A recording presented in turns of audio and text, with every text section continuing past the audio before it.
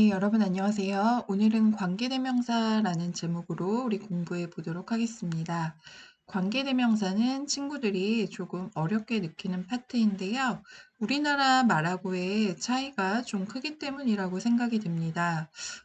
예를 들어서 우리나라 말은 앞에서부터 뒤로 말을 풀어서 설명해 나가는 방식인 반면에 관계대명사는 기본적으로 어떤 하나의 명사를 문장 형태가 뒤에서 꾸며주는 이러한 형태를 취하고 있다 보니까 여러분이 조금 생소하게 느낄 수 있습니다.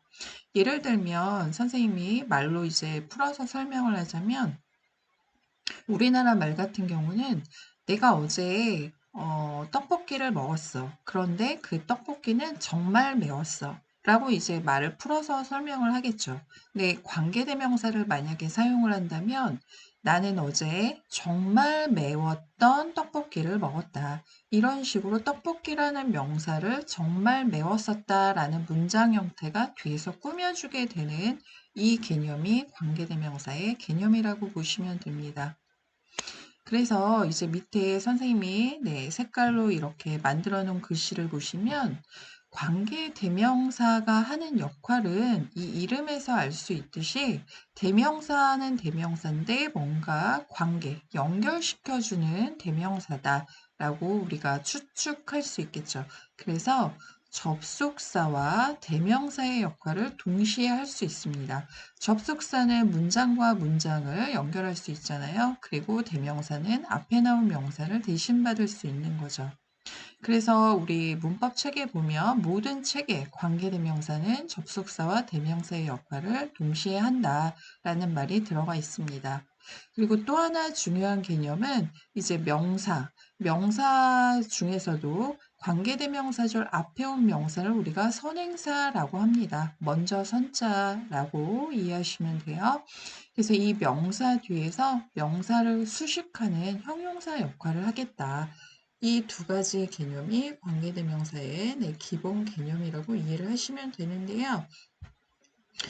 우리 2학년 그리고 3학년 초반 친구들은 아직 잘 모를 수 있어서 먼저 선생님이 예문을 가지고 좀 전에 했던 얘기를 다시 보도록 하겠습니다.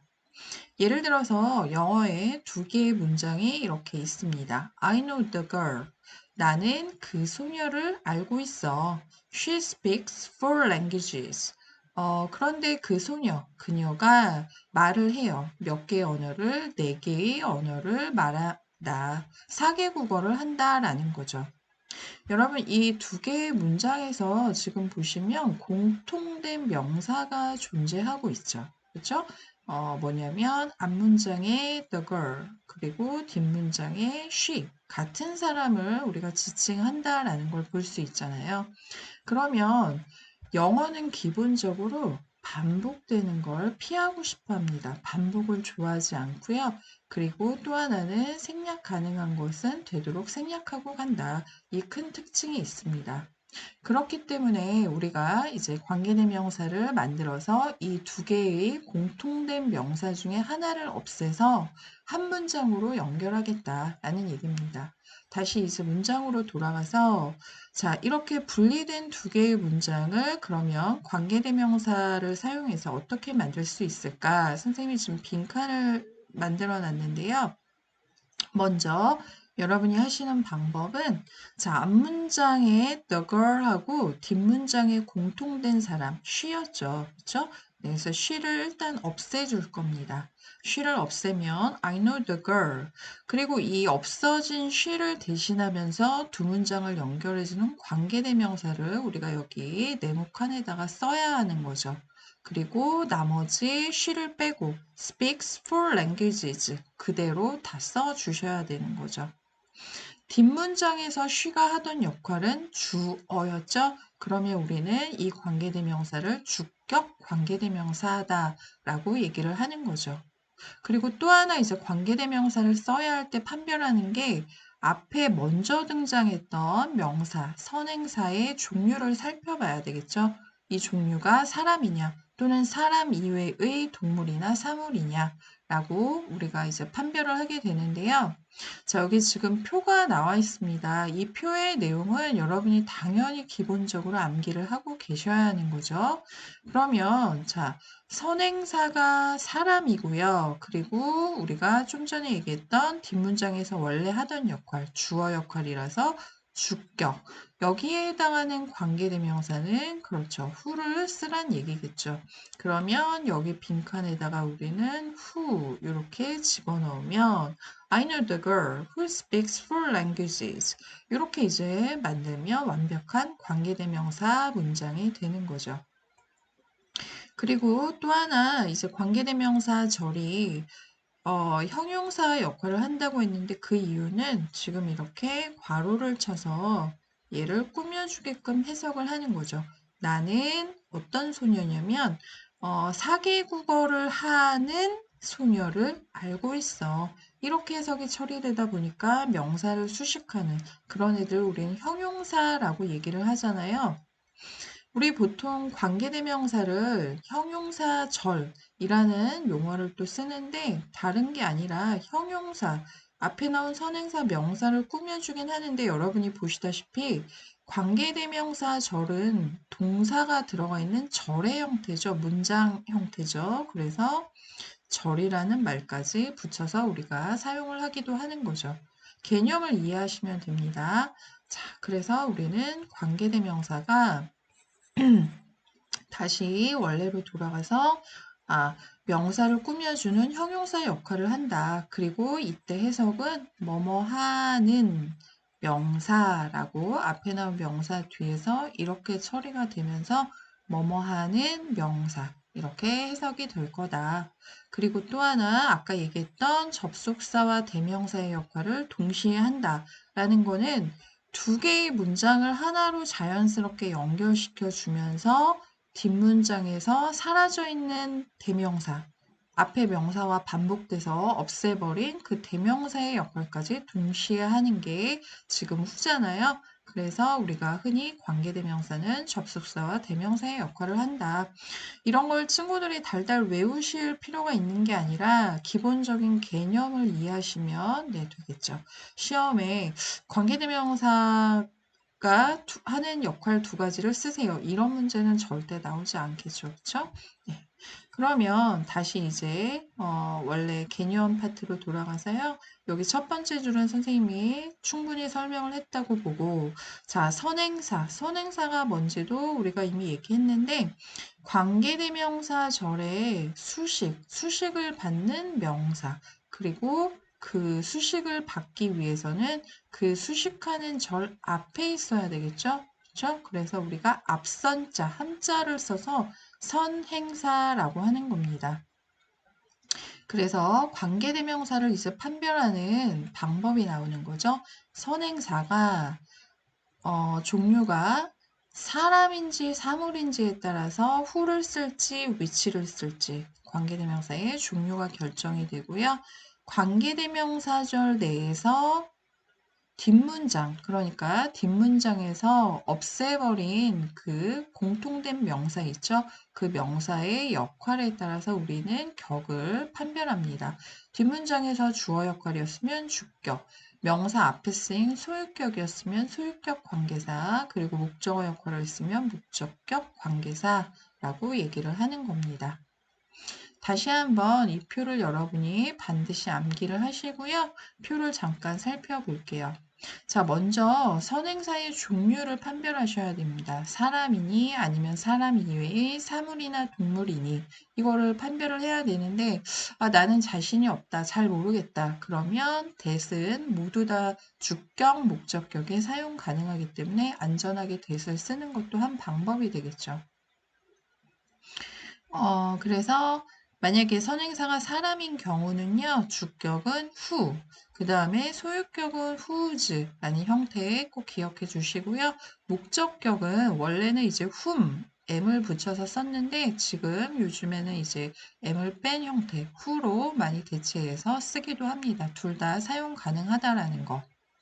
그리고 사물이나 동물이 오는 경우 선행사가 사물, 뭐 너북이라든가 the rabbit 이런 토끼 이런 동물이 오는 경우는 주격인 경우는 which 그리고 소유격은 똑같습니다. 사람인 경우랑 똑같아서 whose 그리고 목적격은 주격과 동일합니다.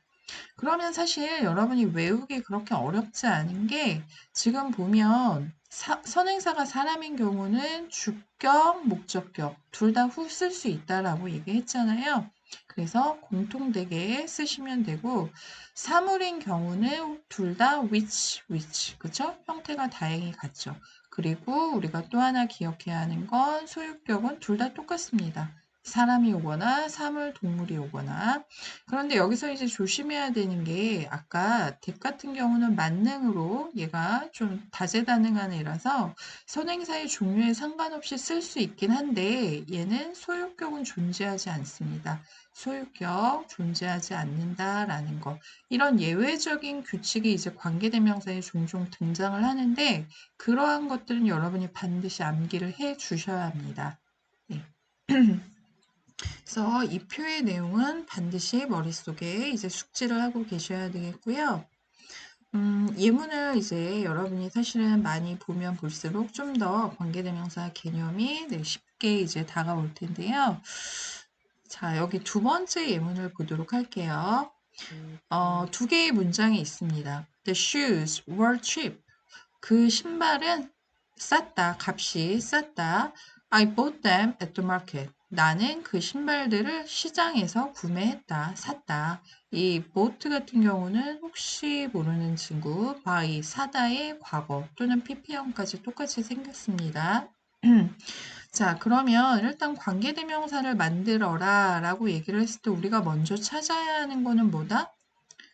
그쵸. 공통된 명사를 찾아야 되겠죠. 그러면 앞문장에 봤더니 the shoes밖에 없습니다. cheap은 형용사죠. 그리고 뒷문장을 봤더니 내가 그 신발들 대명사로 바뀌어 있죠. 그건 당연하죠. 왜냐하면 영어는 앞에 구체적인 일반 명사가 등장하면 다음에 등장할 때는 대명사로 여러분이 바꿔서 우리가 쓰게 되잖아요. 그래서 뒤에 them하고 일치하는 거죠. 그러면 우리는 선행사 바로 뒤에 관계된 명사절이 이제 따라 붙어야 하는데, 자, 지금 이 문장 같은 경우는 여러분이 약간 어렵게 느낄 수 있는 게, 아까 같은 경우는 선행사, 공통된 그 먼저 등장한 명사가 앞문장의 끝부분에 위치하고 뒷문장이 바로 이렇게 따라 붙어서 수식을 했단 말이죠. 근데 지금 같은 경우는 선행사가 앞문장의 주어 자리에 와버렸기 때문에 어쩔 수 없이 우리는 이 뒷문장이 요 사이에 끼어 들어가는 형태로 여러분이 만들어 주셔야 합니다. 그 이유는 수식을 해주려면 수식하는 애 바로 뒤에 가서 꾸며줘야 되겠죠. 상식적으로. 그쵸? 얘가 얘하고 한참 떨어져 있으면 도대체 누구를 수식하는 건지 우리가 알 수 없다라는 거죠. 그러면 자, 더 shoes 일단 쓰시고 뒷문장에 공통된 them을 없앴습니다. 그런데 이 them이 뒷문장에서 하던 역할이 주어는 그대로 있죠. 나는 그것들을 목적격으로 되어 있으니까 목적어 역할을 했다라는 거죠. 그러면 우리는 선행사가 the shoes, 사물이고 그리고 목적격 어차피 주격, 목적격 똑같긴 한데 쓸 수 있는 그 관계사는 뭐가 될까요? 그렇죠. which를 쓰시면 되는 거죠. 물론 여기서 which도 가능하고요. that도 당연히 가능하죠. 네, 그래서 which I bought at the market 하고 여러분이 끝나버리면 큰일 납니다.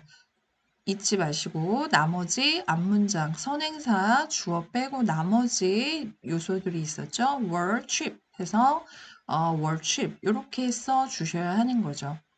그래서 아까 본 문장보다는 이 문장이 조금 난이도가 있어서 친구들이 많이 실수를 하는 문장 형태인데요.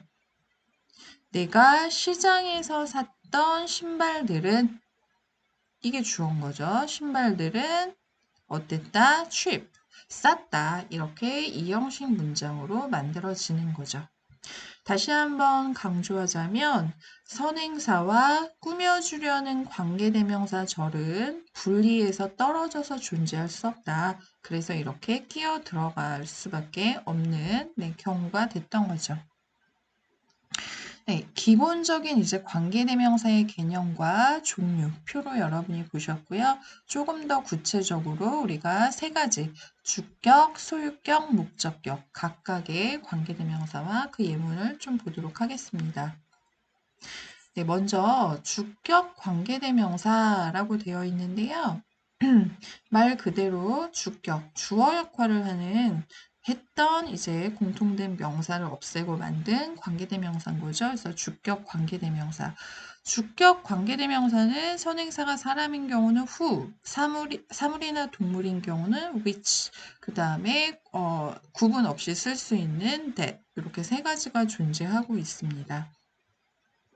그래서 예문을 보시면 Jean is the woman. Jean은 그 여자다. She wants to be a news reporter.